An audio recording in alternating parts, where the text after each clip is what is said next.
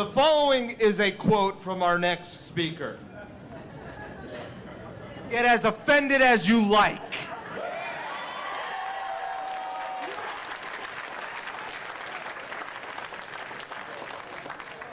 Needless to say, he tells it like it is.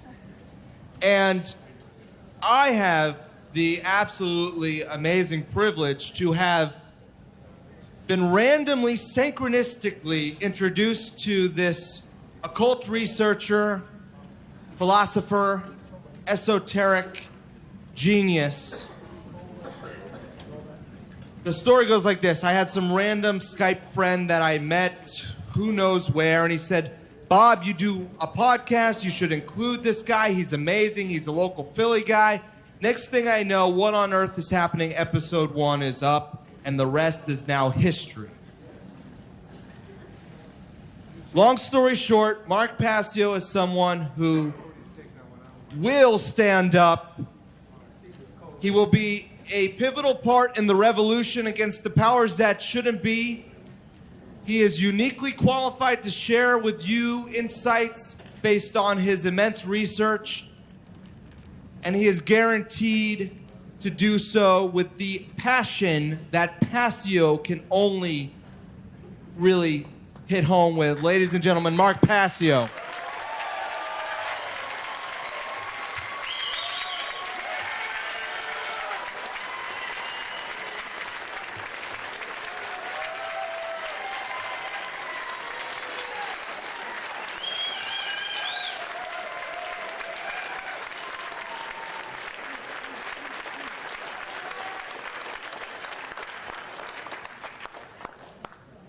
Thank you so much, ladies and gentlemen.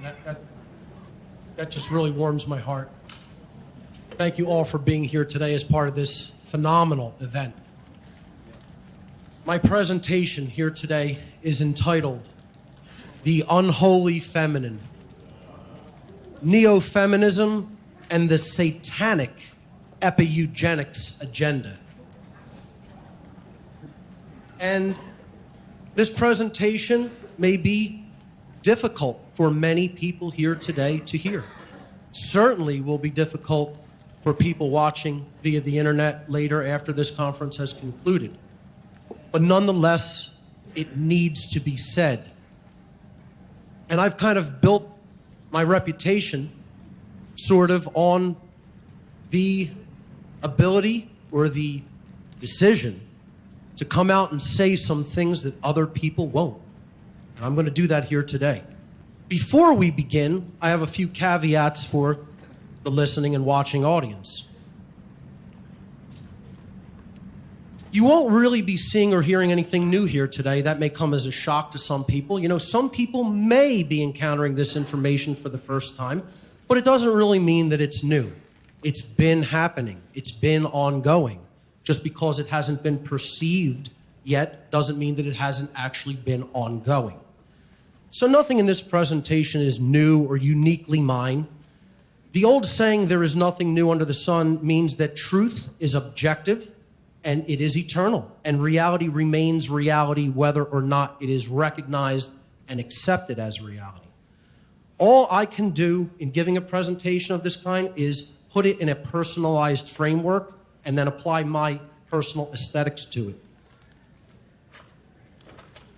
If you're easily offended, it's probably a good time to get out while the getting is good. The exits are in the back. They're clearly marked. My presentation style is often extremely intense and at times even combative. I don't sugarcoat my words or my delivery. Some of you are very likely during this presentation to possibly become upset and angered based on things you're going to hear me say. So be it. Let those emotions be felt and deal with them. The truth itself, by its very nature, is combative because it wages war against mind control. I don't present this information to be liked. I don't present it to be popular. I don't present it to make money or to make friends. I speak publicly because I recognize that in a time of such overwhelming ignorance and deception, the fact that I do understand such information regarding what is taking place in our world today places me in a position of moral obligation to communicate this information to other people in an attempt to help them to understand it and to do something about it, to take action. So get as offended as you like. It's not going to change the truth. Don't fall prey to emotional mind control. See, people make the fallacy of wanting to think with their emotions about what's true or not. It's a very slippery slope to go down. So every person who wishes to take away real value from this presentation should make a deliberate and conscious effort to do two things while watching it. You should set aside your personal perceptions of me as the presenter, a very difficult thing to do, admittedly. This includes things like how you think I look, dress, or sound, or my delivery style. Paying attention to such trivialities will detract your mental focus away from the information that I am presenting, and that is what is important, not me as the speaker. Be consciously aware of any impulses you may have to reject this information based solely upon your initial emotional reaction to it. It is a logical fallacy to gauge the truthfulness, the veracity of any information that you are encountering based upon how it makes you feel when you first hear it. In other words, ignore the information in this presentation today due to your own ego bullshit at your own peril, because this agenda is real and happening, and it affects all of us. Watch the whole thing, not in pieces. Watch the whole thing. This information is a tapestry, and in turn, it is a part of an even larger tapestry that includes all of the information that I cover as part of my work. It is meant to be taken in as a whole, in its entirety. To gain maximum value from it, I recommend that you stay for the duration of both parts, tonight and tomorrow night. If you don't do that, you are most likely not to recognize the full pattern that is inherent to the tapestry that I'm trying to weave here. To gain maximum value regarding all of the information that I present, of course, visit my website, whatonearthishappening.com, and check out all of the video and all of the audio on that website. I have always been someone that has tried to listen to reason regardless of how uncomfortable it made me feel. The people that I have respected the most in life have told me hard truths that I did not want to hear, and that at many times I was not prepared to hear or to listen to, but they said it anyway. Those are the kind of people that I respect and look up to. And another thing I'd just like to say is the old adage, if I have seen further, it is because I have stood upon the shoulders of giants. I'm not the first person who has recognized this information or this agenda. I won't be the last. This is about a building on people's former work that they have taken the labor of love to put out there for others. I am not on any side except for the side of truth and freedom. This presentation isn't about taking sides. That's the side I'm on. Truth, freedom. Those are my values. That's what I find important and indispensable in life. I'll take those over being liked any day. So let's get right into it. Introduction and definitions of the concepts that we'll be talking about in this presentation. This presentation is building upon my presentation from last year's Free Your Mind conference, which was called The Cult of Ultimate Evil, Order Followers, and the Destruction of the Sacred Feminine. And in that presentation, I explained how order followers in the police and the military are absolutely annihilating the dynamic of care in our society. And they are just eradicating it. And they are silencing people and stepping on their rights. And they are taking direct aim at heart-based intelligence. And they are putting it to death. So this presentation here today, of course, while last year's presentation focused largely on men, who are the vast majority of the order followers of our society. Of course, there are women order followers as well. But to be honest, they're the strong arm of the New World Order control system, the dark New World Order control system. Let's be honest, that the order followers who are implementing that slavery system are largely comprised of men, military and police, who actually do the violent behaviors that they're ordered to do. This year, I'm shifting the focus and I'm talking about the destruction of the sacred feminine, specifically within women, within females in our society. And this is no less deadly to the dynamic of care in our society, which could act as the creative and cohesive glue between people that helps them to awaken and to change the world for the better. Unfortunately, this agenda I'm going to be talking about is shutting down the dynamic of care in many women. I call this agenda, the neo-feminism agenda, the elephant in the room. It's so big, and it's actually so obvious that it acts like this old adage, there's an elephant in the room and nobody notices. And it's because a lot of people don't want to hear this. They don't want to talk about it. It's uncomfortable information. It's information that people really cringe at bringing it up because of how touchy some of the topics in this are. This quote here, it's funny how everybody considers honesty a virtue and yet no one wants to hear the truth. It's very difficult to hear painful truths, especially if they may apply somewhat in some ways to you yourself. This is a great quote. The illiterate of the 21st century will not be those who cannot read or write, but those who cannot unlearn the many lies that they have been conditioned to believe and seek out the hidden knowledge that they have been conditioned to reject. I would add to that and say it's the hidden knowledge that they have been conditioned by mind control to ignore. This information that I'm presenting here today isn't so much occulted. It is ignored because bringing it up to people can create very uncomfortable social situations for the person bringing it up. And that's why it remains largely unspoken. The information I'm going to be presenting is controversial. But what does the word controversial mean etymologically? The word controversial comes from the Latin adverb contra, meaning facing, face to face, or up against, and the Latin verb versare, which means to change or to alter. So when we put those together, the word controversial, literally in its root meaning, its root origin, means coming face to face with change, having to deal or having to confront the prospect of changing yourself. That's why things are often controversial. You cannot change what you refuse to confront. You will never create lasting positive change by running away or not facing something that needs to be faced and dealt with. I would not be willing to potentially alienate a significantly large portion of my entire listening audience by talking about this topic, this controversial topic of neo-feminism, if it were not real and critically important for us to understand.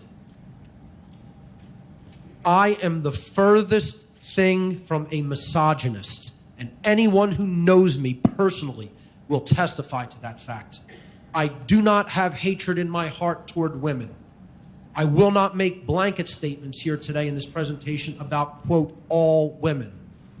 I will, however, during this presentation, be speaking in generalizations about most women, or the vast majority of women.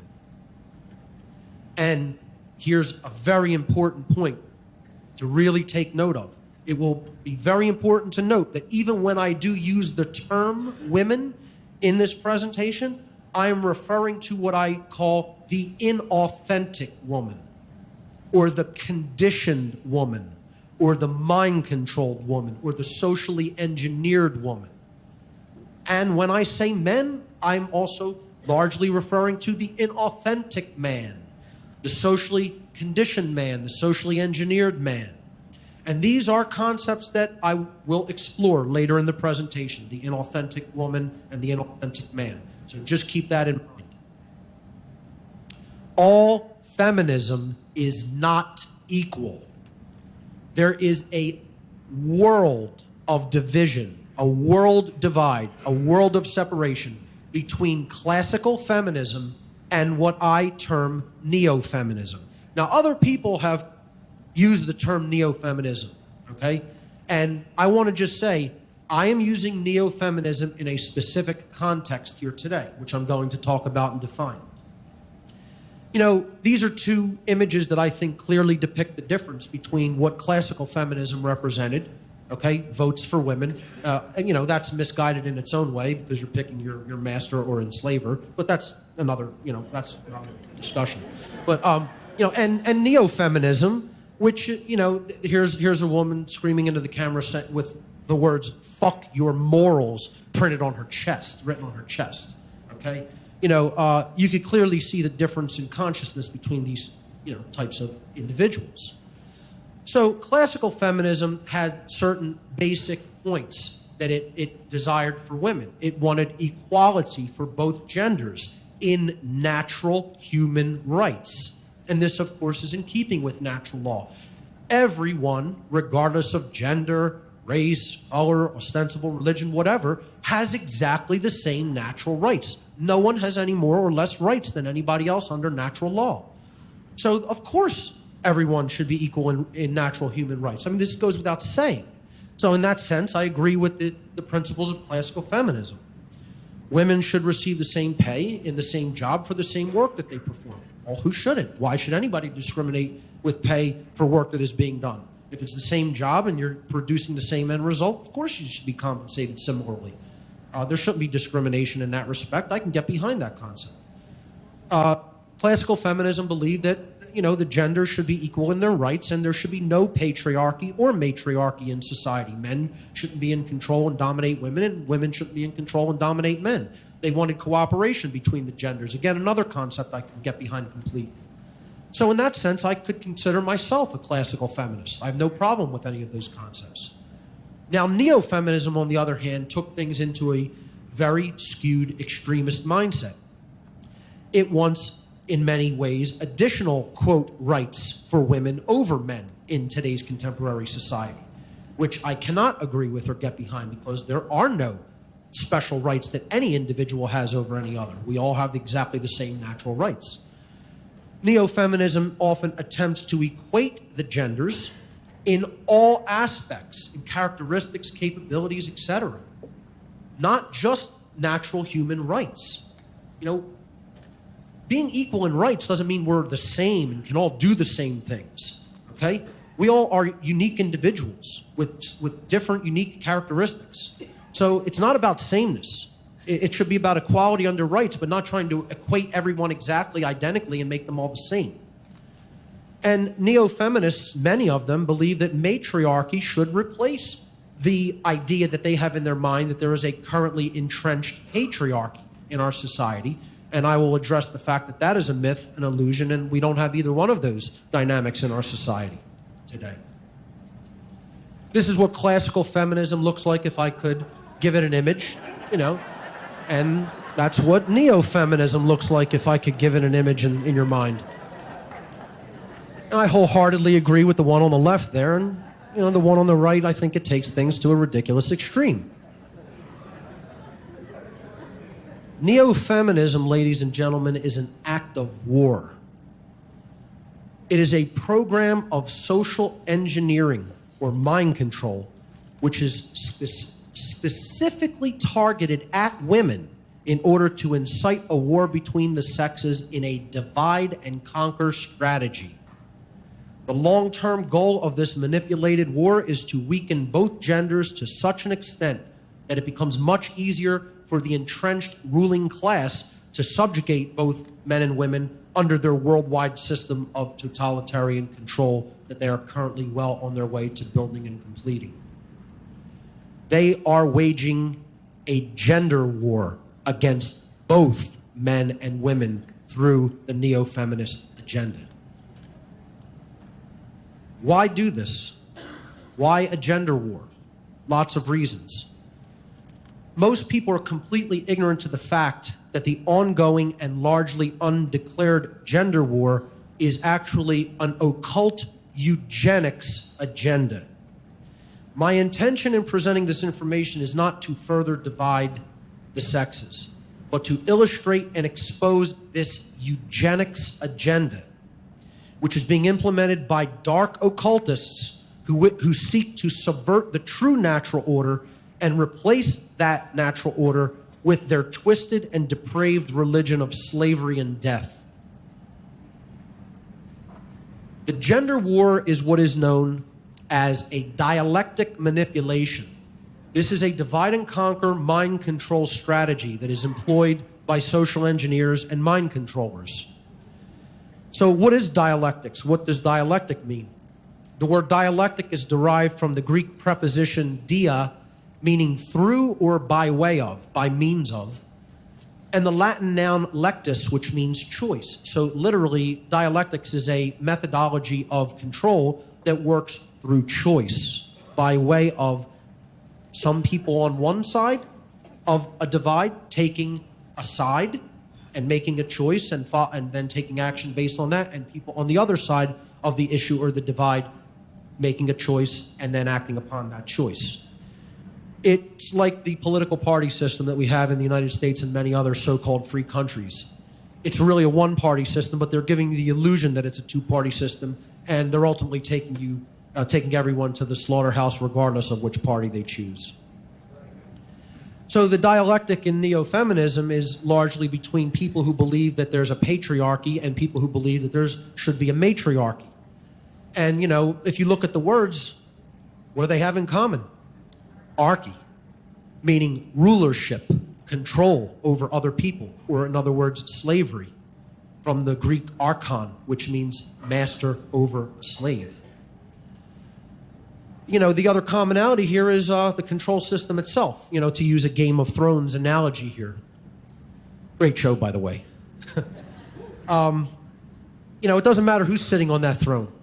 The concept to keep in mind here is there's a throne to be sat upon, which needs to be destroyed and eradicated. And we need the concept of authority needs to go in our society.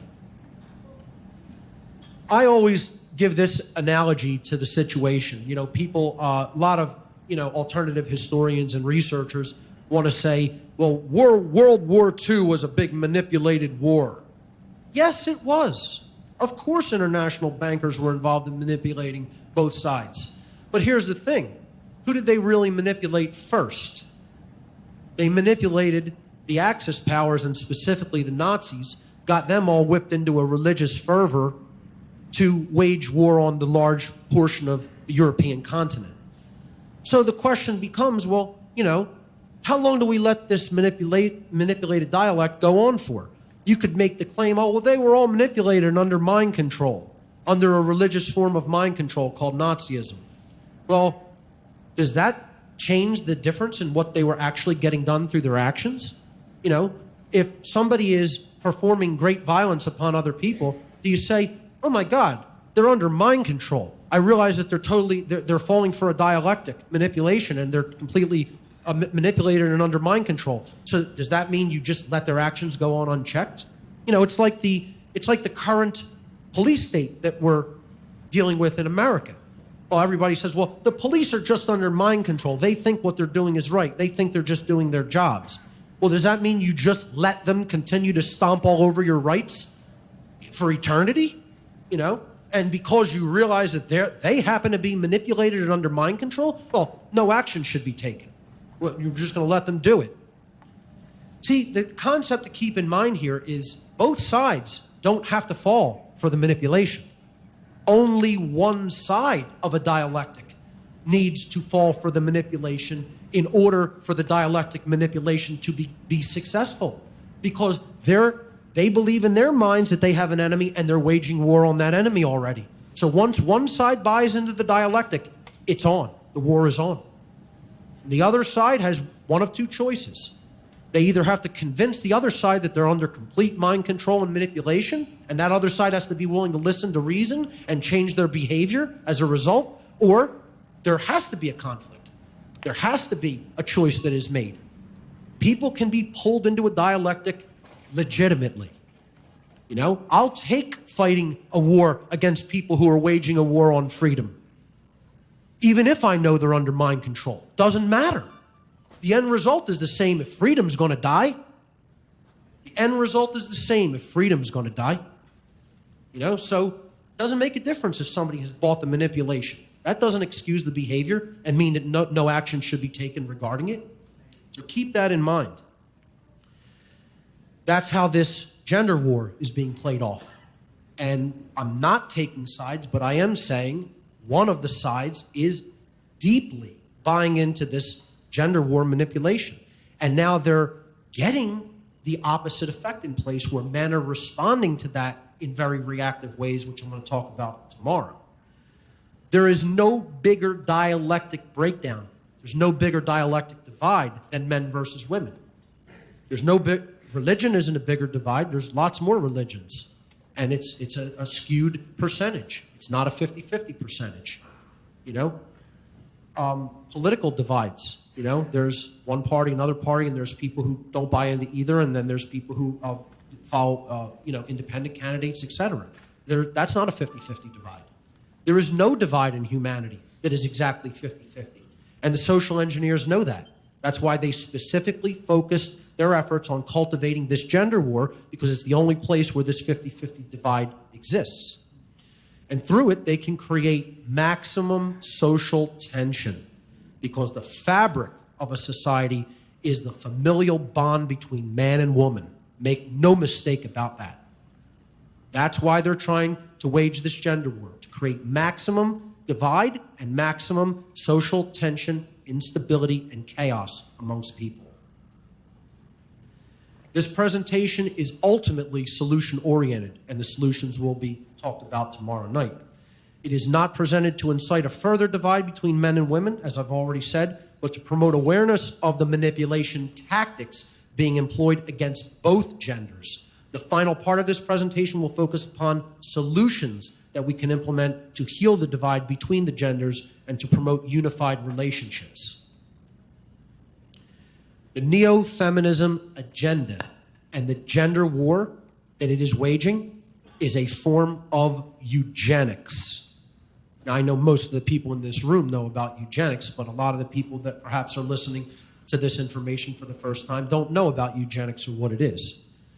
The word eugenics is derived from the Greek adjective eugenes, meaning well-born, which is in turn derived from the Greek adjective eu, meaning good, and the Greek noun genos, meaning race or stock. Eugenics is a social ideology advocating the promotion of higher rates of sexual reproduction for people with traits and characteristics desired by its proponents, and reduced rates of sexual reproduction and sterilization for those with undesired traits and characteristics. This practice could be described as a main religious tenet of the ruling class, who believe that it is simply the quote-unquote natural order for the most ruthless of humans, whose genes in their minds are the quote fittest, to rule the rest of the human herd. They see themselves as a quote elite class of human beings who attained the highest positions of power in the world because they are genetically superior to those they rule over. Ultimately, this psychopathic ruling class believe that they have every right to decide who is allowed to live and procreate and who must die. You know, we've seen this ideology propagated in the past through wars and political agendas that really are an agenda of religious fervor, if you look much deeper into it. And what ultimately the religion that underlies eugenics is Satanism. The biggest form of eugenics that is being waged upon the human population right now, aside from the neo-feminism agenda, is abortion. I mean, it's such a hardcore war that's being waged, especially against minority populations. I mean, over half of the African American population's pregnancies in the United States end in abortion. More babies are being aborted than born. Operations like Planned Parenthood are directly involved in eugenics. And many of the people involved in the boards of organizations like that make no bones about it, that they are eugenicists and they think the population needs to be culled. The dark occultists of this world are practically coming out in the open and telling people that they want to cull them. You know, building monuments to eugenics, as the Georgia Guidestones are. Right on the stones it says, maintain humanity under 500 million in what they think of as perpetual balance with nature. Now that's perpetual balance with a satanic mindset, that there's an elite class that can consider themselves God on earth. That's what that is. That's an elimination of over 95% of the human population. And believe me, if they could get that done today, they would do it. And they're working toward it. I want to talk a little bit about something that Jay Parker talked about, which is epigenetics.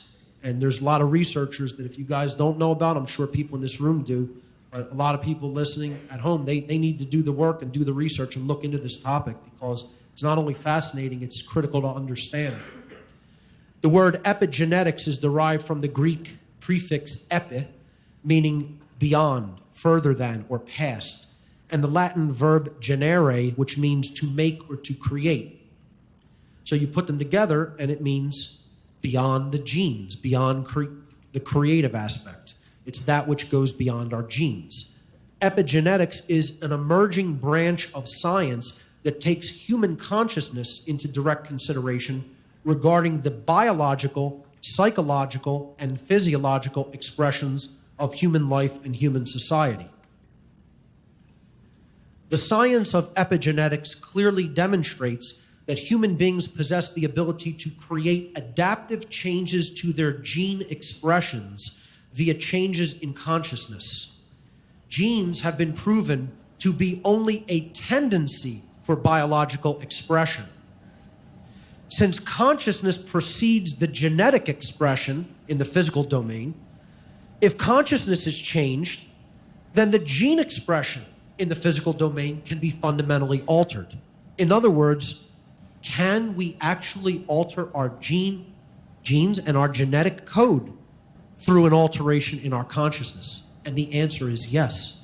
This has been proven by this new emerging science.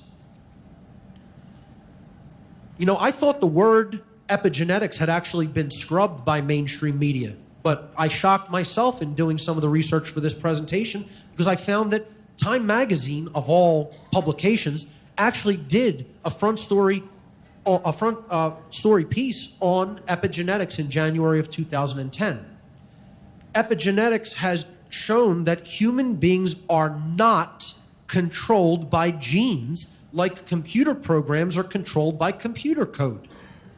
This is a fallacy that is propagated by Darwinian scientism and the whole theory of evolution, of the survival of the fittest or the most ruthless, for almost 2 centuries. When we work to change our consciousness and our beliefs, our biological and psychological code can actually be rewritten, and a different expression can be manifested. In other words, we are not our genetic code. That is not who we are. We are the writers of our genetic code. We are the authors of our genes. And they can be re-expressed if we re-express our consciousness. If fully grasped by humanity, this fundamental understanding could help us to radically transform our world for the better. And here are just 3, there's many others, but just 3 researchers who I feel take this science and put it into very easily understood terms that the layman, the non-scientist, can really deeply understand. And that is Dr. Bruce Lipton, who wrote the book, The Biology of Belief, Dr. Joe Dispenza, who wrote the book, Breaking the Habit of Healing Yourself, and Greg Braden, who wrote The Spontaneous Healing of Belief, among many others. I highly suggest the work. Now, let me qualify this as well. There's going to be some other researchers that I'll talk about tomorrow that, I don't have to agree with everything these guys think or talk about. I can put you on to some information that you have to be discerning about. You have to look at what is true and good and needs to be further explored in their research. And if they talk about some things that you don't fully agree with, well, then you have to use your own judgment and discernment. You have to let that go and weed out the inconsistencies. I'm telling you, their work on epigenetics is brilliant, and it needs to be understood by humanity. Epigenetic eugenics. Okay? So now we're taking eugenics, the control over the population, into the epigenetic domain. Follow me here, okay? This is eugenics that is waged through the manipulation of consciousness. That is possible. It's not only possible, it's being done. What if an occult ruling class long ago discovered how to influence the breeding process within entire populations for the purpose of making those populations easier for them to control? In other words, controlling human breeding by manipulating human consciousness to get the characteristics of the next generation to come out the way the ruling class wants those characteristics to come out. In other words, ladies and gentlemen, human farming. Because that is what the control class, the social engineer class, consider themselves. They consider themselves farmers of the human herd of cattle. That's how they view us. That's how they view you. This is population control through mind control. Population control waged through mind control. That's when we take the sugar coating off and call it what it really is. I have truncated or shortened these terms. Instead of calling it epigenetic eugenics, I refer to it as epi-eugenics. It's taking eugenics to the next level. Going beyond is what epi means when we put it in front as a prefix on a word. So we're going beyond classical physical eugenics that involved force, direct violence, and sterilization of human beings. Okay? Now we're taking it into the epigenetic realm, the realm of consciousness and the realm of mind control and manipulation. Epi-eugenics is the propagation of eugenics by way of social engineering or mind control, and selective breeding by the very population which the eugenics strategy is targeted to destroy. The people who the eugenics strategy is targeted to wean or to cull is actually performing this very selective breeding process. And they have been convinced that it is actually in their best interest to perform that culling upon themselves. And that's what's happening in our society, folks. That is going on actively as we're sitting here. Eugenics, epi-eugenics, one could call it mind-controlled downbreeding. Mind-controlled downbreeding. Or in other words, getting the human herd to cull itself. That's what the social engineers of our world have actually accomplished. And I'm going to explain how it works. It is very important to understand that eugenics is not just about population reduction. It is ultimately about controlling which characteristics are expressed in human society. By breeding certain desired characteristics into the gene pool and breeding certain undesirable characteristics out of the gene pool. That's how eugenics is performed. Okay? It's not just about killing off a bunch of people.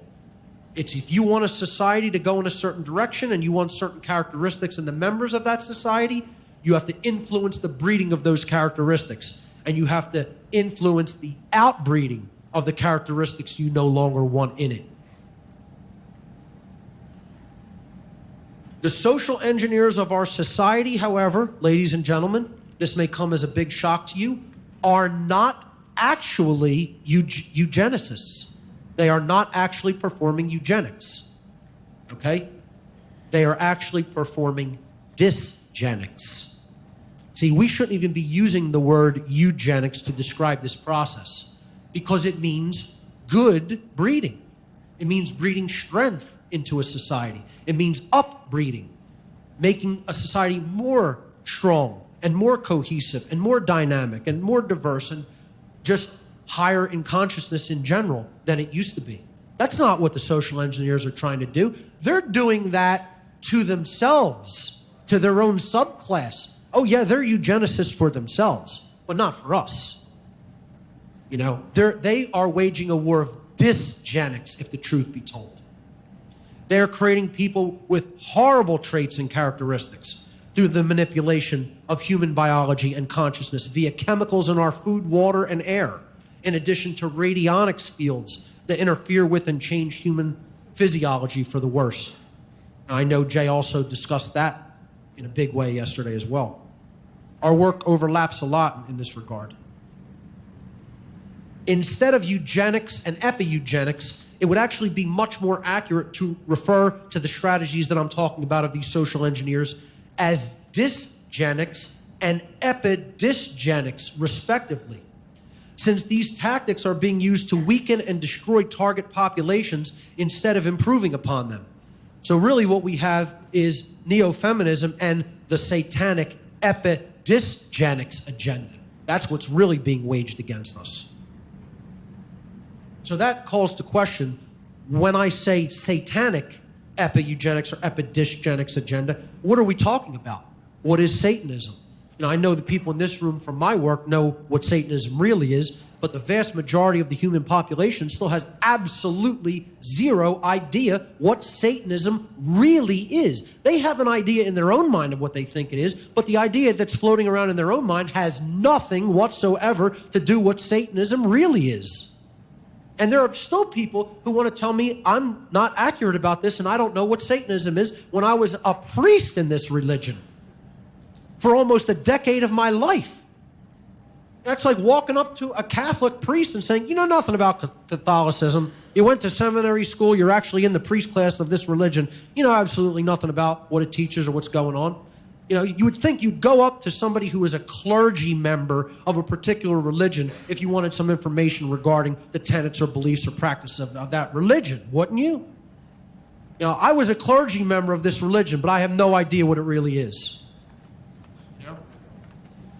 Satanism actually is an ancient occult religion comprised of diverse interconnected networks of worldwide adherents. At its ideological core, this religion postulates that knowledge of the human psyche and knowledge of the laws of the universe should be occulted and held only by a few human beings. It is much more accurate to perceive Satanists and dark occultists in general as ancient psychologists who hold and wield hidden information for the purpose of exploiting those who continue to remain ignorant of it. Through the power differential that this subclass of humanity gains by way of manipulating those who remain in ignorance of this occulted knowledge, this small minority who are in the know wish to permanently rule the masses of humanity and effectively become God on earth. It is important to understand that contrary to popular belief, the overwhelmingly vast majority of real Satanists do not worship an externalized deity known as Satan in the Christian tradition, but instead see Satanism as an ideological way of being in the world and view the ego-driven self as the quote-unquote God of their religion. They view themselves as God, folks. They're not worshiping any external deity. They're worshiping themselves, if you want to even word it that way. They're propping themselves up as God. That's what they want to be. They want to rule in a prison, on a prison planet, as the gods of that planet. That's what Satanism is.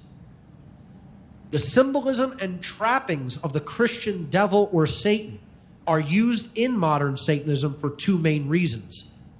The first of these reasons is to try to make outsiders who know nothing about what Satanism really is see Satanism as, quote, just another quaint religious belief that is based upon traditional Christian belief systems, which it absolutely has nothing to do with.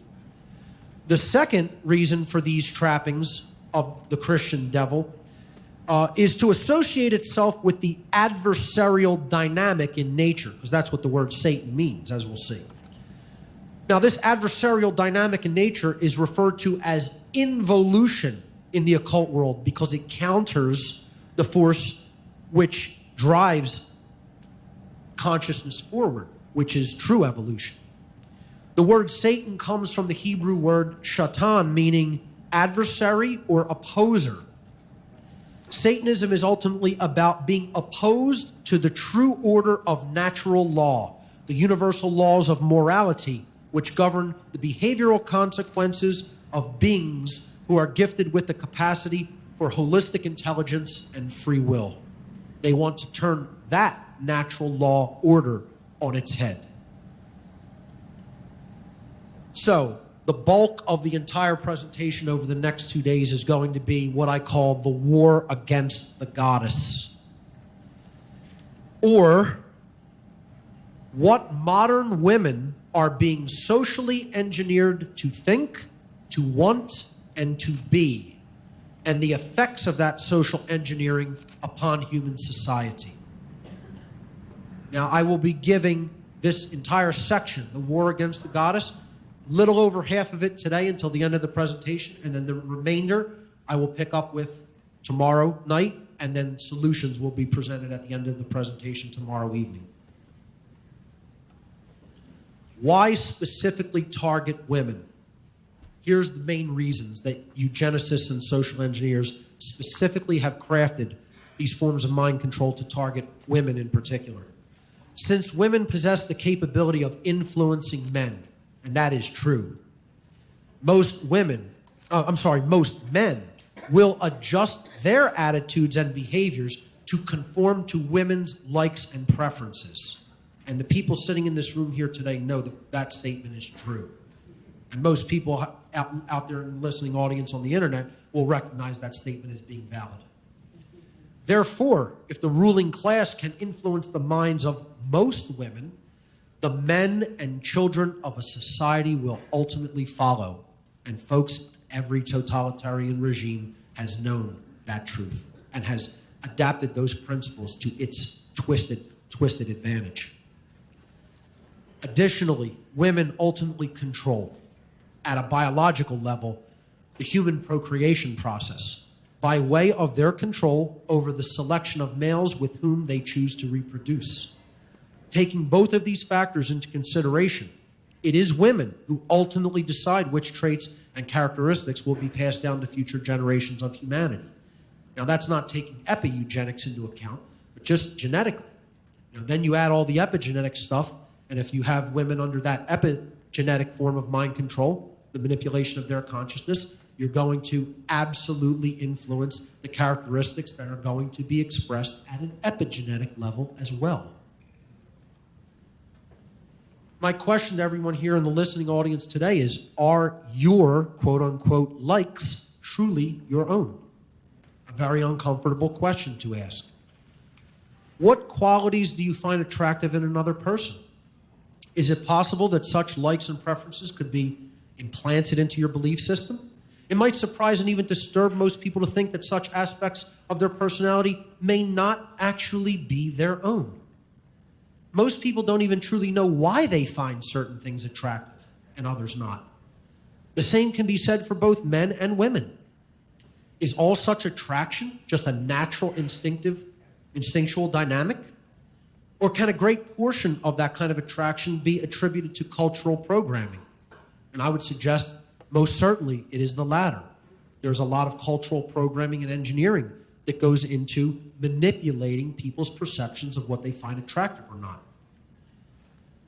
Edward Bernays, one of the leading social engineers of the last century, absolute Satanist, involved in the Tavistock Institute of Human Relations, Chatham House, Wellington House, involved with Walter Lippmann, another huge eugenicist. radically transformed for the worse modern Western society, this mind controller and eugenicist. He said this: the conscious and intelligent manipulation of the organized habits and opinions of the masses is an important element in democratic society. Those who manipulate this unseen mechanism, this occulted mechanism of society, constitute an invisible government, in other words, a ruling class, which is the true ruling power of our country.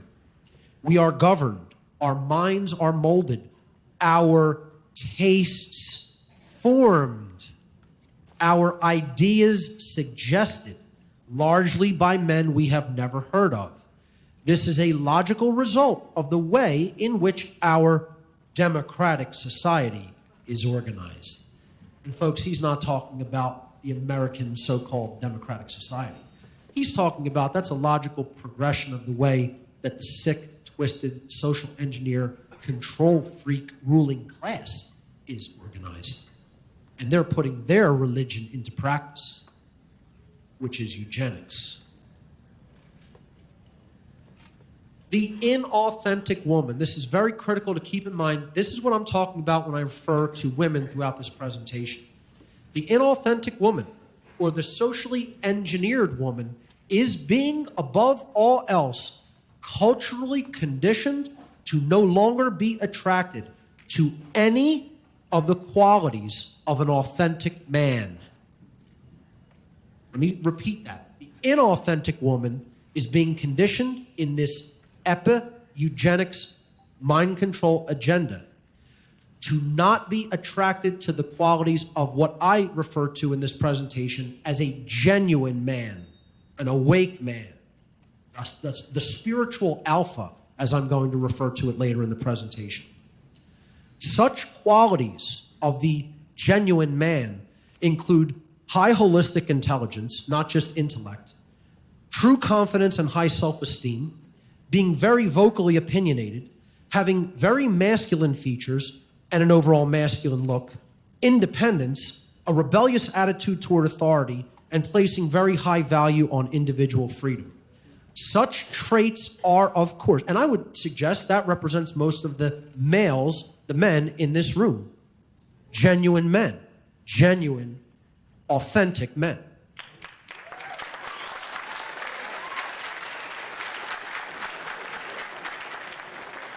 However, of course, such traits are seen as highly dangerous to the goals of the ruling class, who wish especially to see society produce weakened men, since weakened, emasculated men, quote-unquote men, are very unlikely to resist the state, while strong, independent thinking men are more likely to resist the control of the state. That's why they want to breed these qualities out of the human male. And that's why they want women specifically not to find those qualities attractive in a potential partner. When I say the authentic or the inauthentic man or woman, what am I talking about? So I've made this real simple breakdown chart of what I consider the authentic being versus the inauthentic being. All of the things that are listed in red are what I consider the inauthentic human, or what we can consider the beta class of humanity, which is the bulk of humanity. The bulk of humanity fits into those red squares, okay? Then there's the true alpha class of human beings, of male and female, okay? This is what I call the spiritually awake, the spiritual alpha female, the spiritual alpha male. So let's look at some of the qualities of these types of men and women.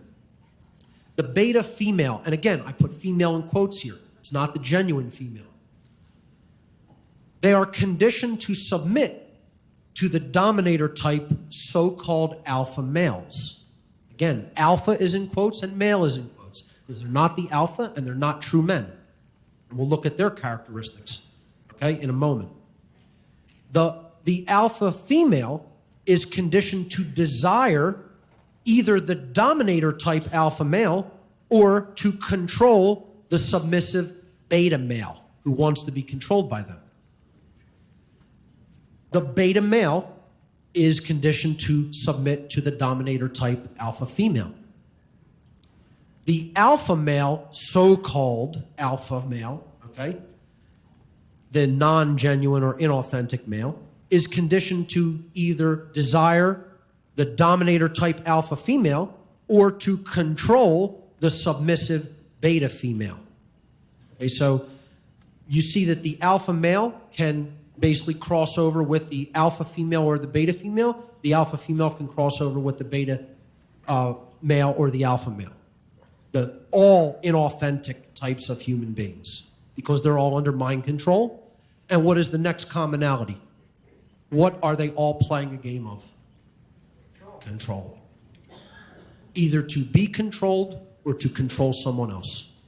They're in that mindset where they desire to be controlled or they desire to be in control of someone else. That's the quality that makes someone inherently inauthentic. The genuine woman or the spiritual alpha female, the true female, the true alpha female, is free of social engineering conditioning and does not play that control game, as does the genuine man or the spiritual alpha male. They're free of that social conditioning, and they don't play the game of either wanting to control someone else or wanting to be controlled by someone else. Let's look at some of these programming tactics that are used against women. This is one I think just about everybody can see very openly because it's so blatant and will agree with. It's called princess programming. That they start very early. They have to start with very, very, very young women when they're children. The inauthentic woman has been socially engineered from a very young age to want to be placated, revered, and pampered. Princess programming is huge in Western culture and starts at a very early age. Through this programming, young women are often taught, here's the list of things they're taught to do and to be like: to value only what can be gained for themselves through relationships with men, to seek only men who can, quote unquote, provide for them, or quote unquote, take care of them, to, quote, marry well, to marry into money, etc. To place paramount importance on their own physical appearance, to, quote, lure a male, to devalue the importance of their own intelligence, to seek money as their main value system, and even to think that, quote unquote, no man is good enough for them. You'd be surprised how many people teach this kind of a value system to their daughters. It is going on continually in our society. Very powerful form of mind control, that parents are actually propagating unknowingly. And they're doing it through the mass media and movies that project these values right into the subconscious mind of children as well. The primary motivational factor that women are taught to desire through this social engineering is security. This is the psychological dynamic that they are taught to crave from the minute they are out of the womb, practically, by the ruling class. The inauthentic woman is largely motivated by the psychological desire for attachment and security. To them, again, the inauthentic, socially engineered woman, love is seen as primarily as a form of permanence and attachment, rather than a deep familial bond with another human being. Money and government are often perceived by them as assurances of comfort, prosperity, and long-term security. Again, this is a fear response. This is a fear tactic of manipulation based on scarcity mind control, scarcity-based mind control. The primary desire for financial security as a resource for safety can be most readily seen in our culture in the most frequently asked question by a woman to a man when first meeting, which is, what do you do for a living? I have now, independently as a social experiment, asked 100 107 people this question. 107 people have answered the question the same way. I asked, what is the first question after initial pleasantries are exchanged? That inevitably, invariably, a woman in our society will ask a man during their first encounter when they're first meeting. 107 out of 107 human beings immediately, like that, spit back the answer, what do you do for a living? Ladies and gentlemen, if I stood on the street corner outside this hotel tomorrow morning and asked 107 people on a cloudless, sunny day, in an area of the sky where the sun is not shining, just if you look in the sky, what color does it refract? They would not answer blue. 107 people would not give the answer blue to that question. And I'm serious. You cannot get social agreement on a question, on any question, that perfectly aligned on any topic. But that one you can. Why is that? It has nothing to do with mind control. Don't worry about it. Ultimately, the desire for security is the desire for an illusion. There is no such thing as security, ladies and gentlemen. Doesn't exist now, never has existed, is never going to exist. A comet could be on the way to hit this planet in the next couple of days, and our ass would be grass. And there wouldn't be a damn thing anybody would be able to do about it.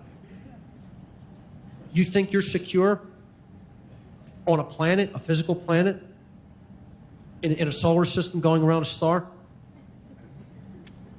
There's no security here. A cataclysm could happen any day. Ask people in, Southeastern Asia how secure they feel when an earthquake could hit the middle of the Pacific or the Indian Ocean at any time and create a massive tsunami. There's no security on this planet. There's no safety here. If you're expecting safety and living for safety and living for security, you're already under mind control. You're already living in a dynamic of fear. As long as you live in a physical reality, there is danger. And it has to be embraced and accepted. You cannot live life in fear.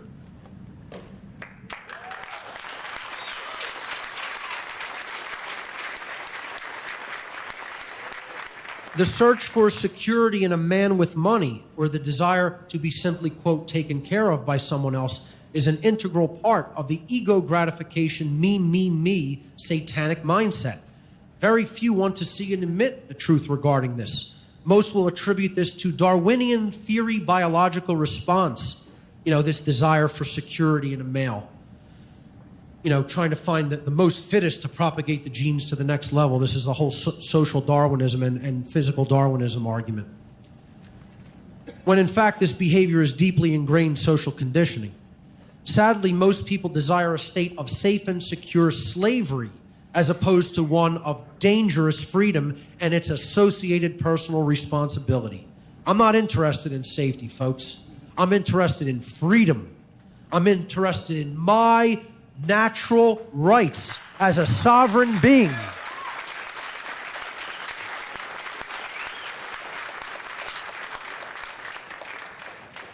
Most men are also in this manipulated mindset, unfortunately. The realization that death lurks around every corner is the state of reality that the authentic man and the authentic woman live in at all times. And they embrace that. They know that no one knows when it's their time. You don't live your life thinking about that.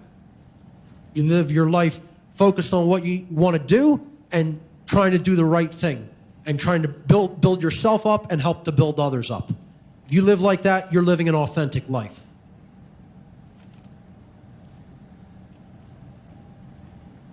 The mind control program attempts to get the inauthentic woman to equate money with genuine value, to have money as the principal basis of their value system. The inauthentic woman is socially engineered to perceive money as the primary value system in human life. This general mindset postulates that something is only worth doing if money is being made by doing it. In reality, nothing could be further from truth. This is one of the primary reasons that art, music, poetry, and especially philosophy are so drastically de-emphasized in modern society and even frowned upon by many people as something that you choose to do only if you, quote unquote, want to starve. You know? How many people take that mindset? They think the only value in anything is if money could be acquired by doing it. This leads to the concept in neo-feminism known as hypergamy, which means marrying well or marrying up. Marrying the man with the most resources, the biggest bank account, the most comfortable lifestyle. When the inauthentic woman meets a man for the first time, the first and foremost question that she asks is, what do you do for a living? Why is it not, do you know the difference between right and wrong behavior?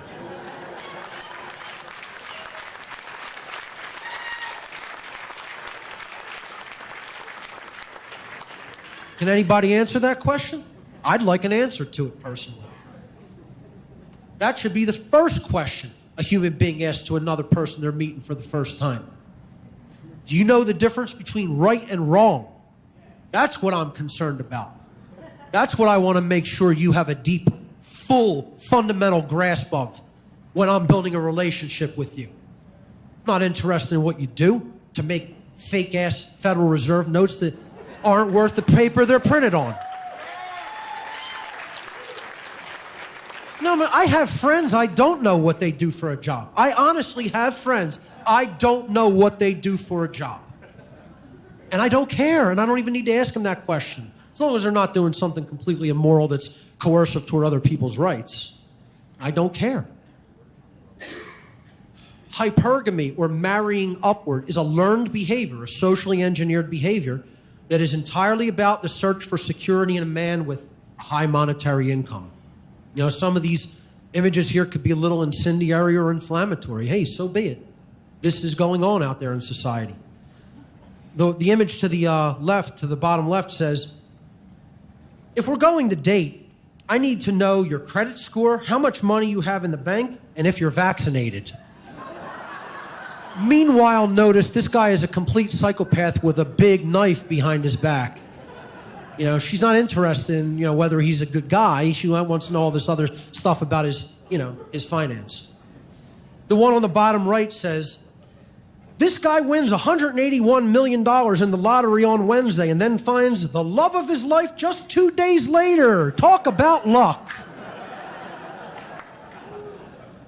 You know, I mean, get as offended as you like, folks. Stuff like that goes on all the time in our society. All the time. Here's a video that kind of describes what hypergamy is. I got a kick out of this one, but I'll tell you what, it's more prevalent, it's more out there than anyone would be comfortable believing. Let's watch this.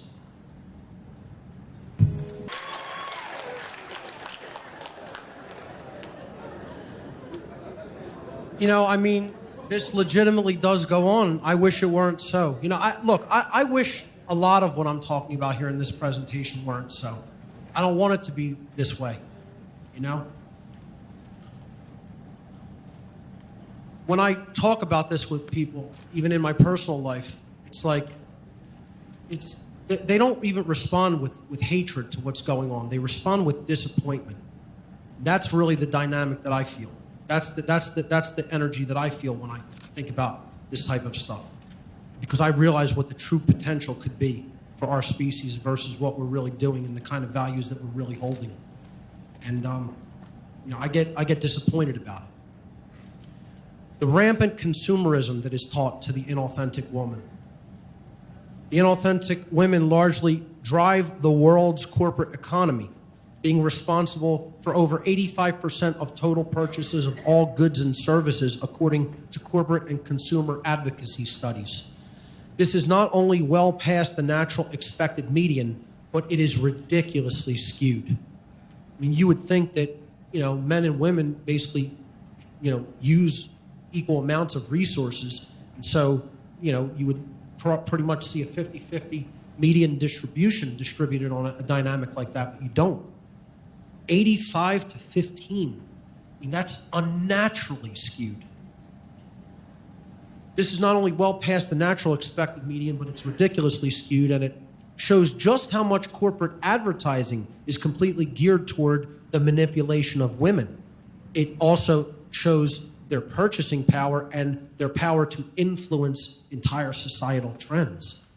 I would say for the worse, or if they choose to step into their true power, they can influence things for the better societally.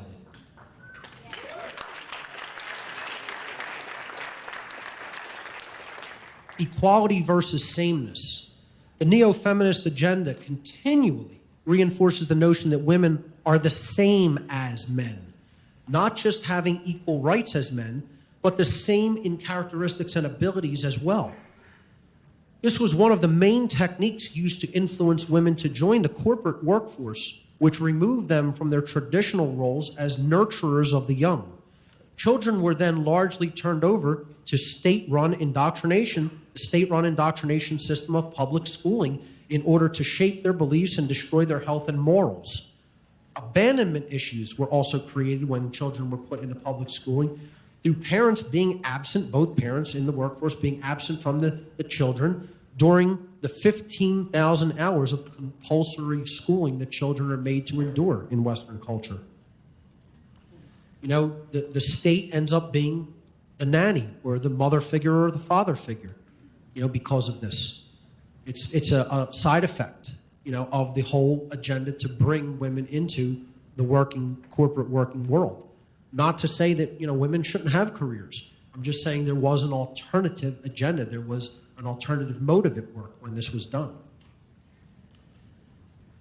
The conditioned woman is being socially engineered to love the state. This is what I call the unholy matrimony between women and government. They're being engineered to love the state for the small, tiny perks that they are given by it. On a subconscious level, they've bought into the state as a protective father figure. And this itself is an expression of a parental abandonment issue, or perhaps not having a strong father figure during their formative years. Emotional, spiritual, and sexual connections between men and women are being eroded and may be eventually eradicated by the state. The state continually positions itself to be psychologically accepted, especially by the inauthentic woman, as the provider, the protector, and the husband. The vast majority of women in our society, unfortunately, will not speak out against the state for these very reasons. And ladies and gentlemen, I just have to be honest myself. I mean, when I look at political rallies, it is so skewed. It's nowhere near a 50-50 distribution in mainstream politics where people are trying to vote for a master. I mean, it's like over 75-20. It's over 3/4 to 1/4 female to male distribution, at least, just by my own cursory, assessment of the numbers involved. Why would so many women be directly involved in the process, the governmental process to pick a new slave master? You know, it's a sad thing, but I have to point it out. You know, just like the numbers in a place like this are pretty equal, very equal. Just looking at the audience, you know, because we're highly conscious people who are aware of a lot of these agendas. But I mean, in general, in the movement to just even have less government in our lives, again, it's a very skewed thing where it's largely men, and I would say it's probably an 8 or 9 to 1 ratio in what I would call the freedom movement, or what I would personally call the My Freedom movement, as I talk about. I don't think we have a true freedom movement built yet. I think this is a start of one here at the Free Your Mind conferences and events, but I think people, you know, who want less government want it that way for largely selfish reasons still, and they're not thinking about it from a very philosophical and moral level as such yet. It's slowly building to get into those philosophical principles, but I think it has a long way to go. But even within that movement, like, it's a ridiculously skewed ratio, and you would hope to see a more even gender distribution, but it's largely the status distribution is largely toward women, and the freedom-minded distribution is largely toward men overall in society. Marriage, divorce, and divorce courts. The formal institution of marriage, as sanctioned by the state and religion, of course, is often favored by the conditioned woman, since it brings a personal relationship into union with the violence of the state, which can be used to control men.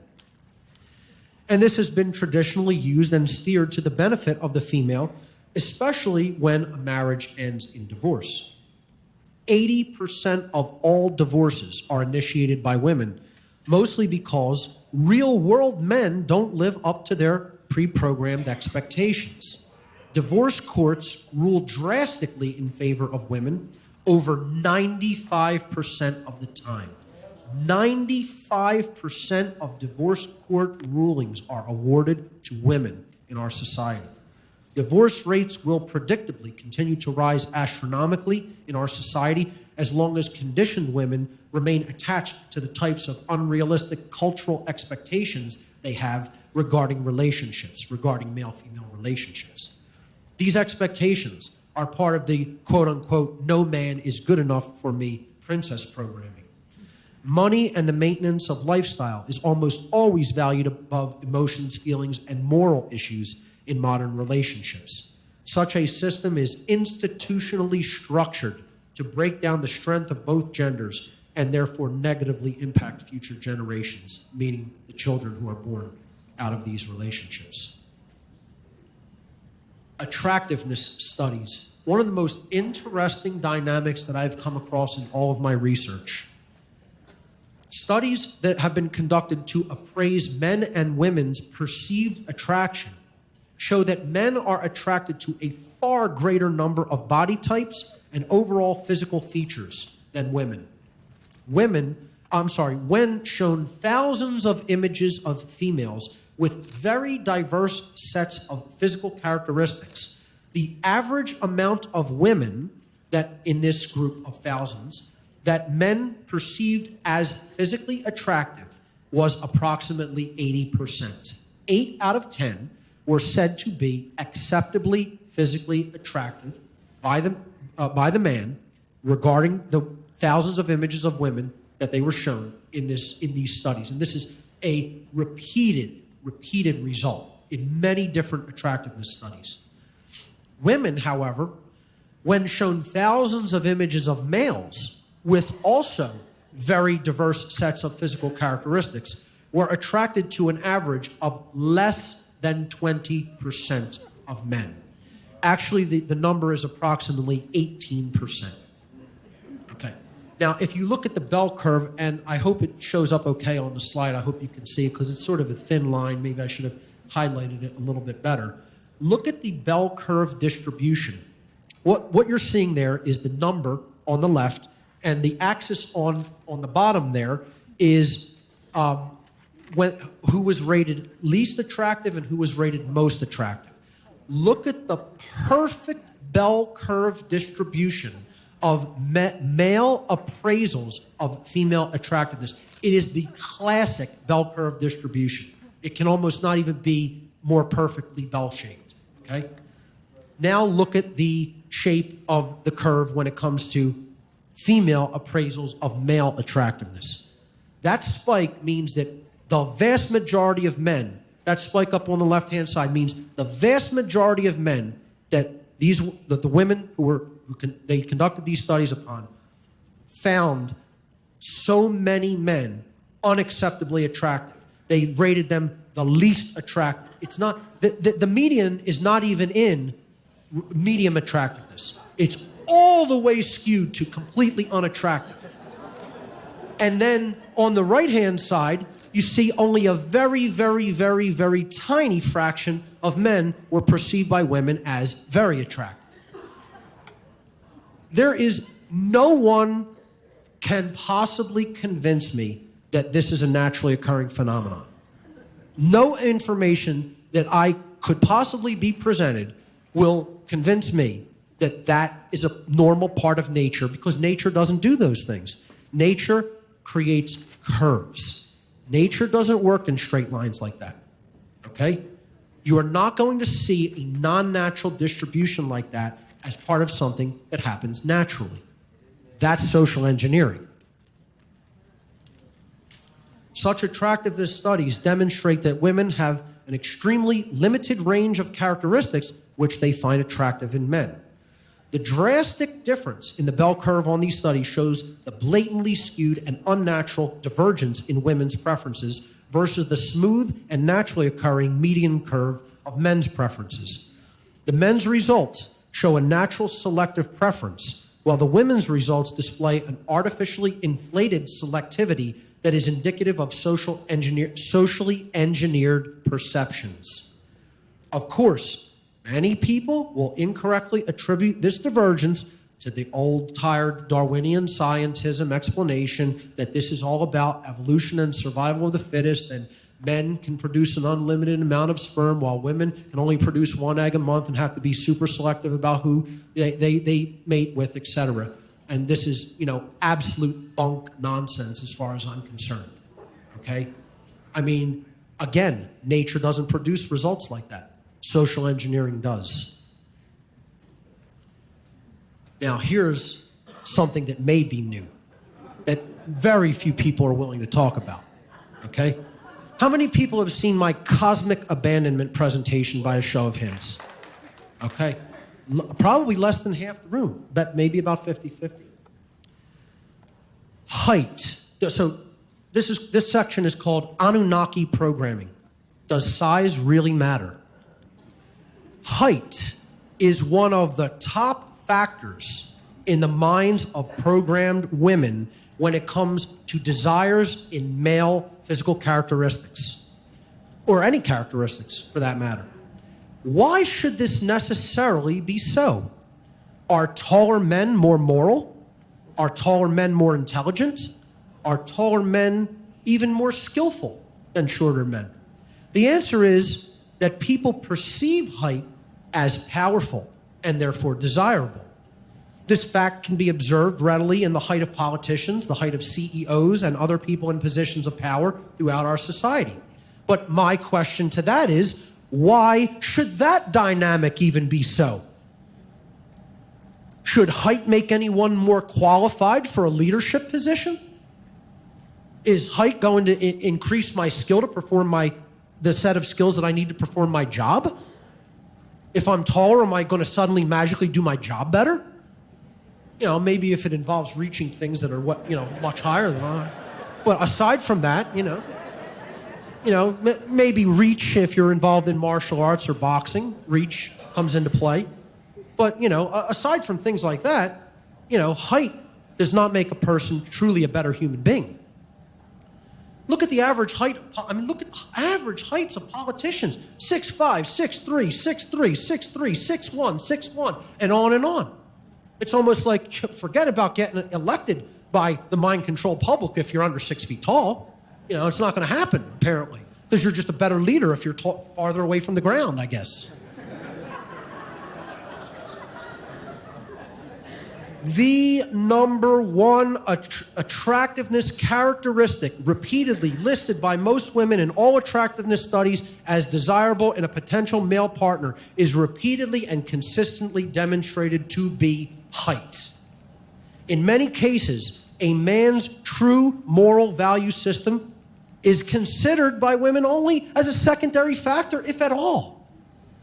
Almost all women on modern online dating sites insist upon knowing a man's height prior to meeting with him in person.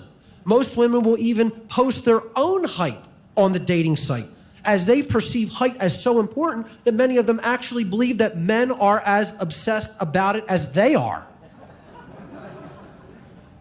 I mean, how many single men out in the audience go into a dating site and go, oh my God, I gotta know how tall this woman is. Like, please tell me your height immediately. How many? Does anybody here? Would that be one of the first things they would ask a woman on a dating site? I guarantee you not one in the room.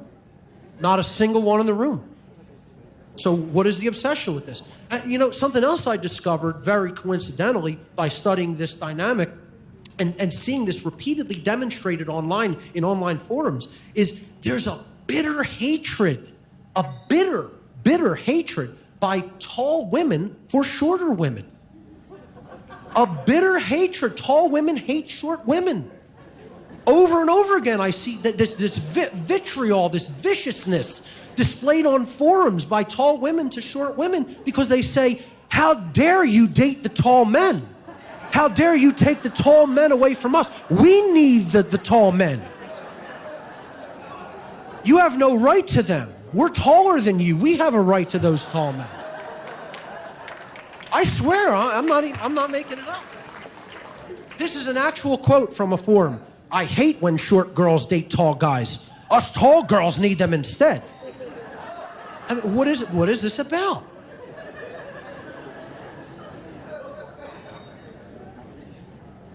While most socially engineered women will claim that they would prefer as a potential partner a man who is 6 feet or taller, 6 feet tall or taller, listen to this statistic, ladies and gentlemen, especially ladies.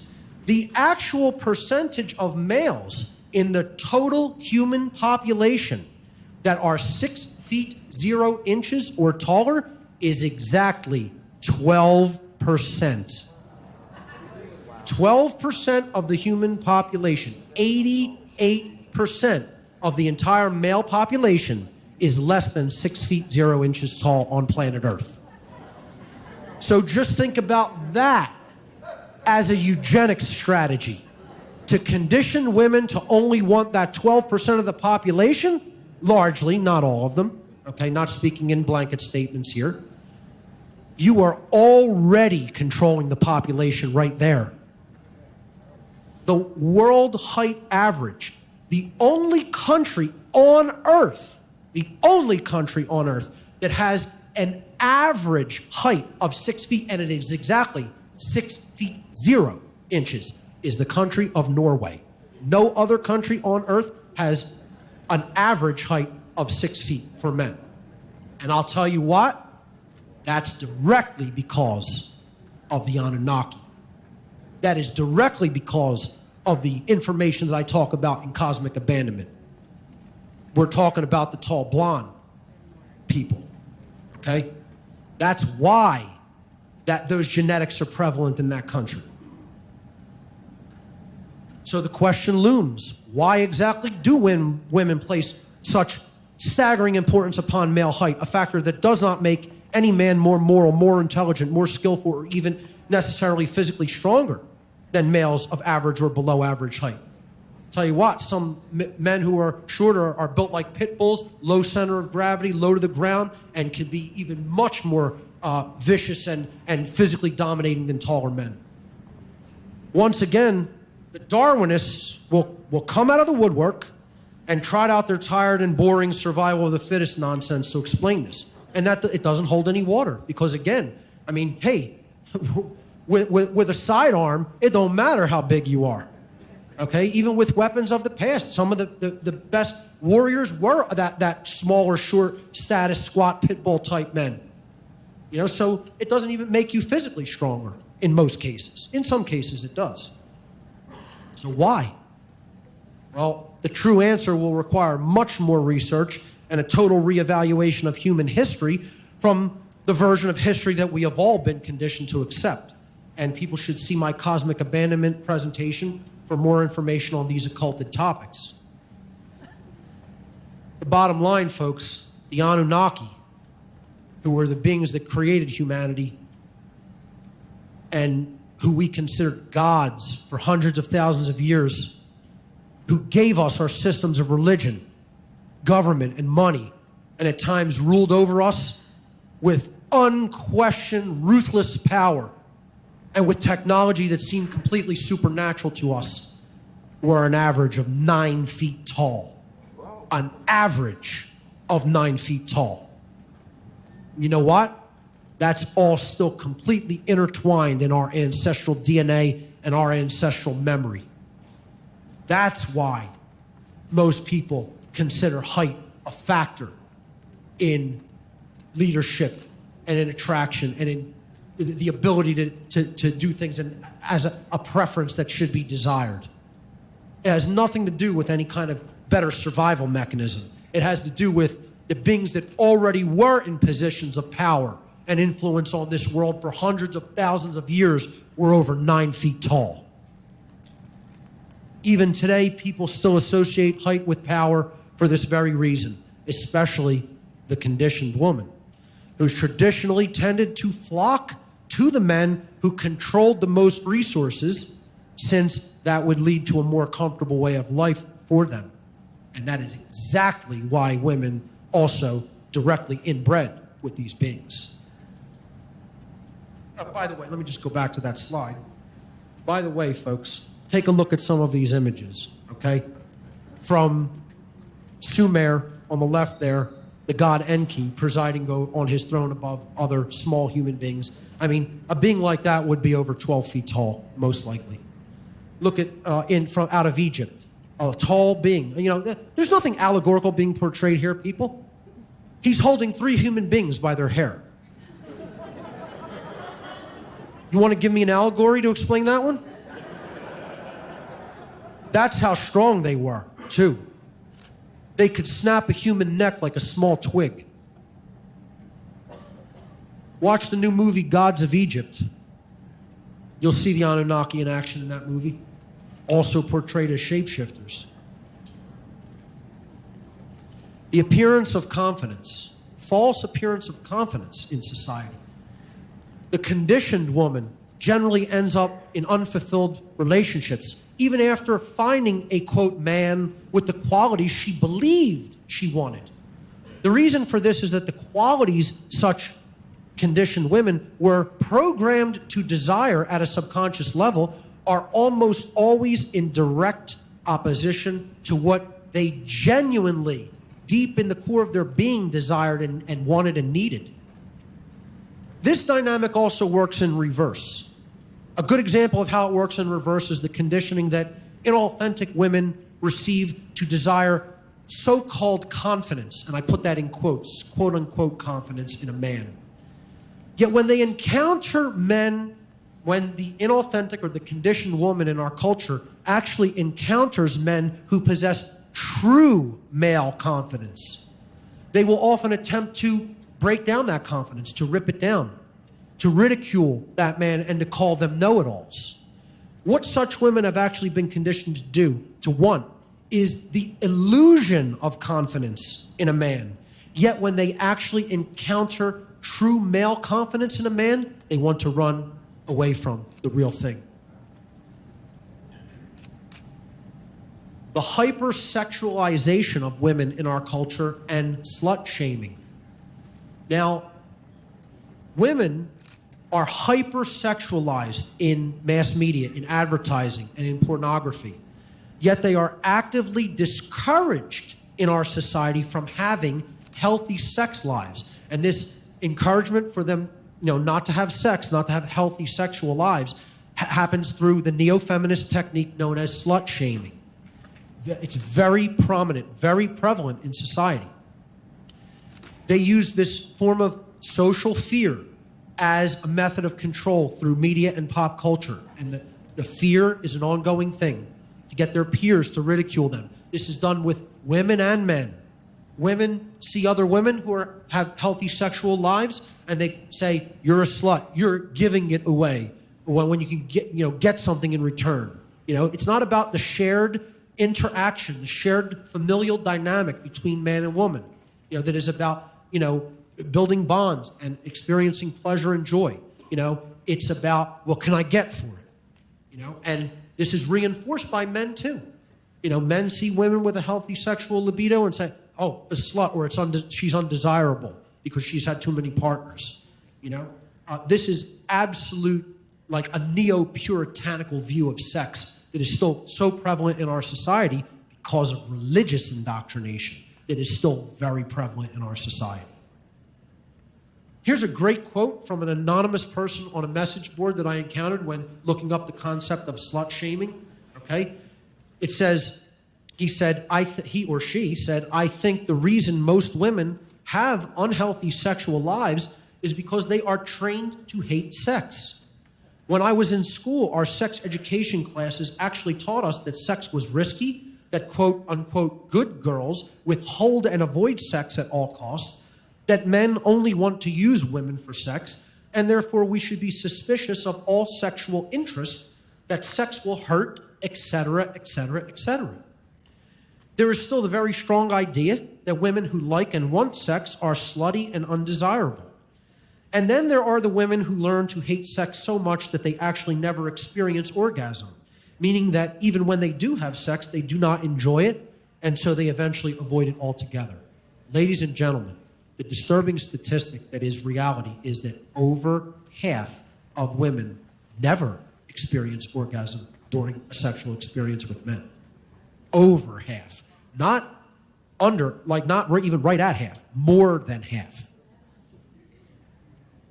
I just want to go back real quickly, if I may, to this other image. You know, look at all the things that women are called, you know, if they have a healthy libido. Easy, fast, whore, dirty, slut, sex kitten, loose, floozy, skank, hoe, wench, tramp, asking for it, sleeping around, hooker, siren, prostitute. That's what most people think just a person with a healthy libido is. A woman with a healthy sex life, a healthy libido is. I mean, that's a disgrace that someone should endure being, you know, called things like that. And women do it to other women. The dynamic of sex as money. To the manipulated woman, sex has largely become a form of commerce in our society, sadly.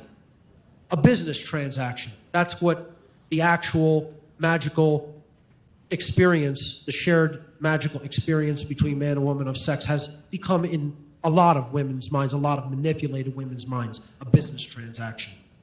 The desire for money has become completely tied up and twisted into the motivation for any type of sexual relationship between man and woman.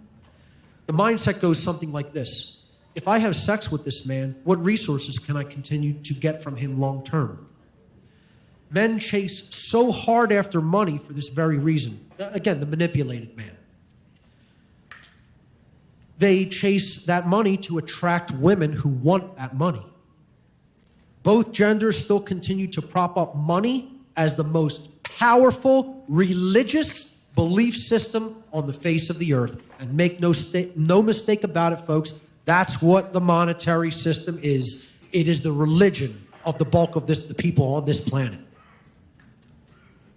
A great deal of socially engineered women have come to generally accept that sex, from a man's point of view, is just the same, whether it is part of an intimate relationship or whether he is paying a call girl or a prostitute for it, believing that since the biological act is the same, they carry equal value in a man's mind.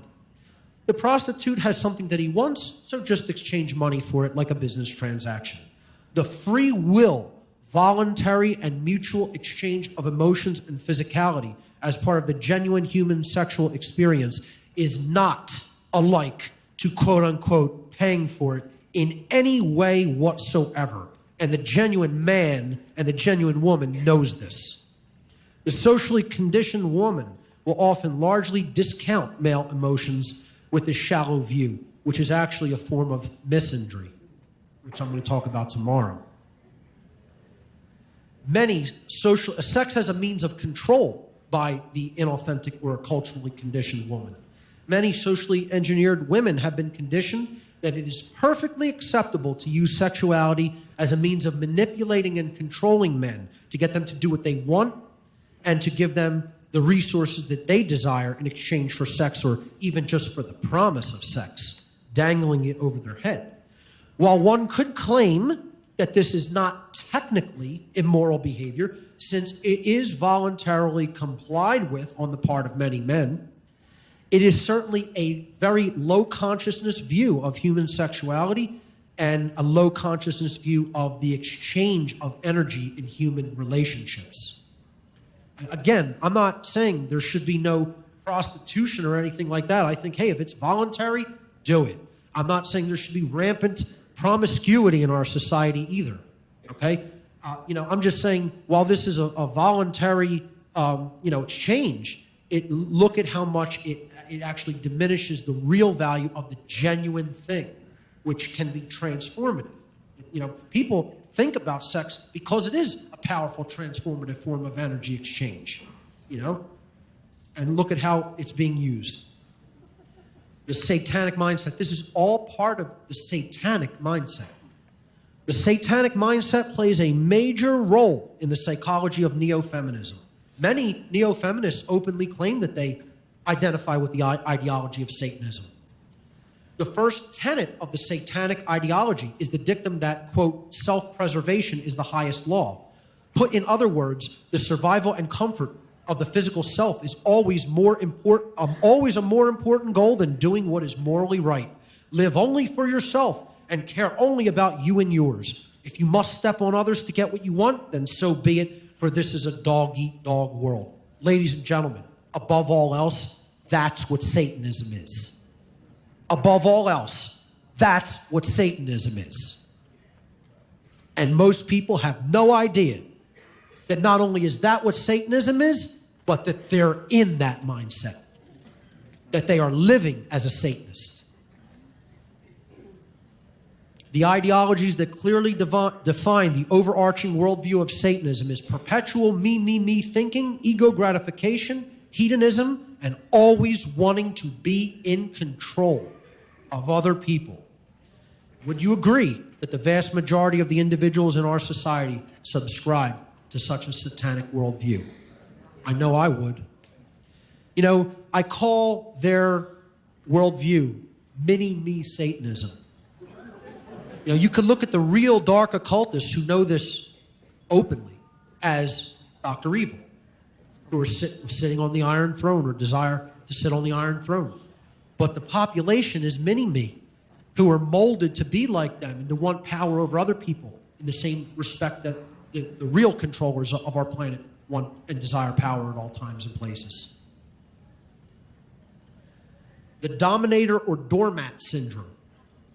What has now become attractive to the socially conditioned, the socially engineered woman, is the inauthentic alpha male who acts as the dominator or the controller, okay, the dominator, or the inauthentic beta male who is the doormat or who seeks to be controlled, what many people in the MGTOW movement refer to as the mangina. The inauthentic woman now desires the corporate cosmo man, the metrosexual, the androgynous hipster, the inauthentic man of every kind. Men also fall for this programming through TV, movies, mainstream media, magazines, and popular music, and seek to become what the conditioned woman is attracted to, i.e., the dominator or the doormat. Again, playing the game of control, either wanting to be controlled by someone else or wanting to control someone else. The war on testosterone. A biological war on testosterone is being waged on both men and women by the social engineers. Testosterone is a vital hormone for the physiological and psychological health of both men and women. It could be seen as the will hormone or the drive hormone. Low testosterone levels in either gender ultimately destroy vitality and normal human sex drive, and it acts as a means of population control and eugenics when testosterone is destroyed in men and women. If the testosterone level of a male is too low, sex drive is significantly diminished and overall vitality and masculine traits are greatly reduced. In other words, over time, the human male will become feminized with a lack of proper testosterone levels.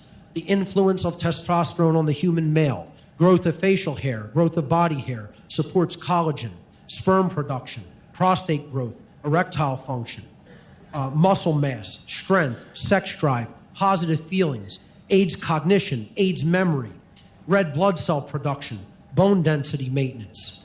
Just about every form of strength and vitality that can be produced by the human body is supported by the hormone testosterone in a male. Women also require testosterone, although in smaller amounts than men. If lacking in this hormone, women become over-feminized, depressed, weaker in overall strength and vitality, and their sex drive is usually completely destroyed. Symptoms of low testosterone in women: poor tolerance for exercise, dry skin, thinning skin, loss of motivation, loss of muscle tone, loss of bone density, weight gain around the abdomen, depression, anxiety. Common symptoms: anxiety, mood swings, hot flashes, low sex drive, and accumulation of fat. One of the things that keeps testosterone levels normalized is a healthy libido. It's a cycle. One thing drives the other thing. Across the board, modern medical doctors have seen a disturbing trend of testosterone levels plummeting significantly for both genders. This is no accident. Instead of alerting people to this fact and trying to understand why this is happening, modern doctors have been deliberately reducing the levels of testosterone that are considered normal for both genders in medical testing and literature. The war on human sexuality is being waged through the war on testosterone in our society in both males and females. The methods of attack, putting people through absolute rat wheel work environments. Stress, food, GMO food, the pesticides in food, the hormones in dairy and meat, alcohol and drug consumption, fluoride in the drinking water, BPA in the plastics, SSRI drugs, what I call the demon drugs, totally destroy testosterone levels. Cell phone radiation, cell tower radiation, chemtrails, radionics through things like HAARP. Mind control through the television, the mass media, skewing the perceptions of men and women, the feminization of men, destroying sex drive through pornography as well, or manipulating sexual preferences through pornography. The destruction of the familial dynamic is what this is all leading to. The attack upon the natural sexual familial dynamic in society tremendously destabilizes the ability for people to establish firm foundations in relationships, in morality, in health, and in real education. Entire industries thrive on this social disease.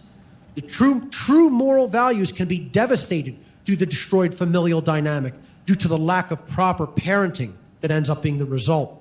Children raised with little to no moral values will eventually have a different value system grafted upon them by schooling, by mainstream media and popular entertainment, and their peers, who have often gone through a similar process of moral degradation. Money will eventually become their only value system in their minds.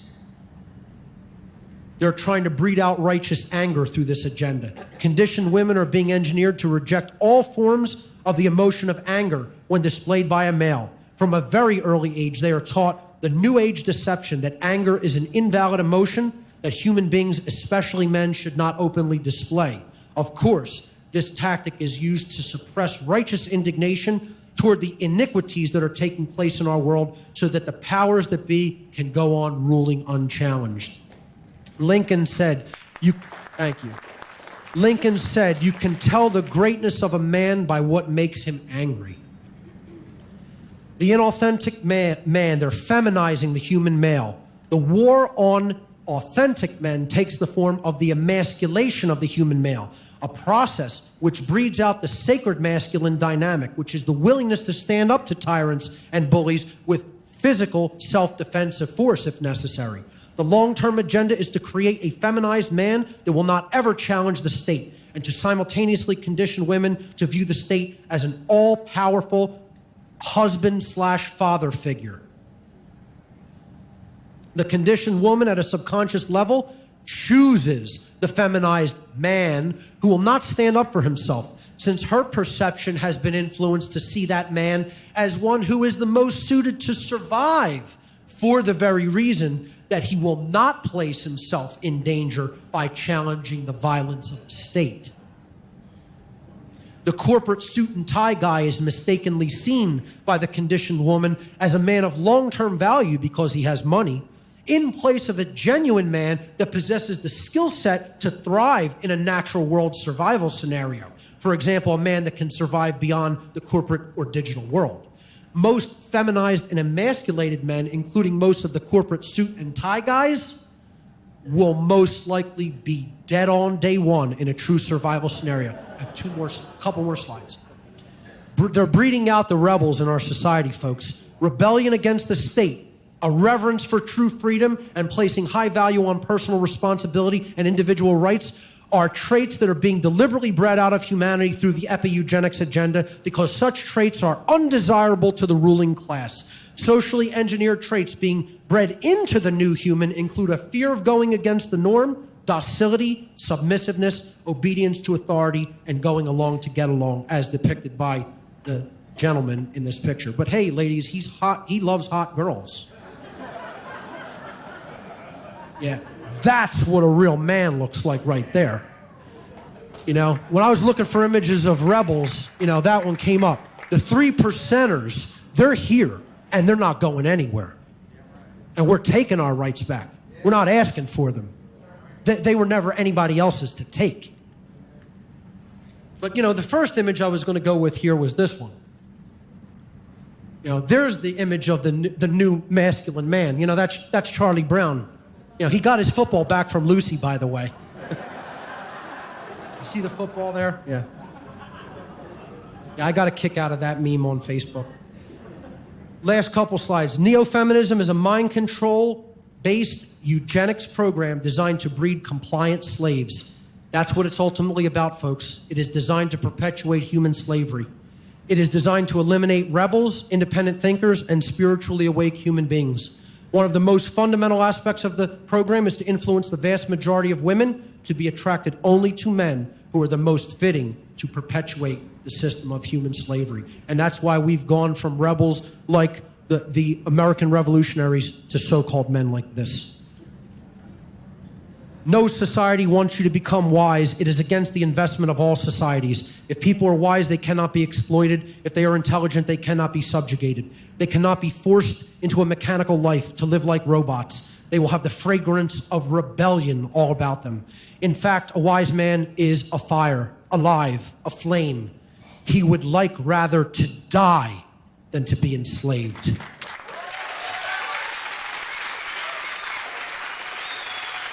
Folks, the agenda being pushed by neo-feminism is our future if we don't stop it. I'm going to end today with a quote from George Orwell's 1984. Do you begin to see then what kind of world we are creating? It is the exact opposite of the stupid hedonistic utopias that the old reformers imagined. A world of fear and treachery, of torment, a world of trampling and being trampled upon. A world which will grow not less but more merciless as it refines itself. Progress in our world will be progress toward more pain. The old civilizations claimed that they were founded on love and justice. Ours is founded upon hatred. In our world, there will be no emotions except fear, rage, triumph, and self-abasement. Everything else we shall destroy. Everything. Already we are breaking down the habits of thought which have survived from before our revolution. We have cut the links between child and parent. We have cut the links between man and between man and woman. No one dares trust a wife or a child or a friend any longer. But in the future, there will be no wives and no friends. Children will be taken from their mothers at birth, as one takes eggs from a hen. The sex instinct will be eradicated. Procreation will be an annual formality, like the renewal of a ration card. We shall abolish the orgasm. Our neurologists are at work upon it now. There will be no loyalty except loyalty toward the party. There will be no love except the love of Big Brother. Ladies and gentlemen, to see how this may possibly turn out and to hear the solutions I have to present, you'll have to hear me talk tomorrow evening. Thank you for your kind attention.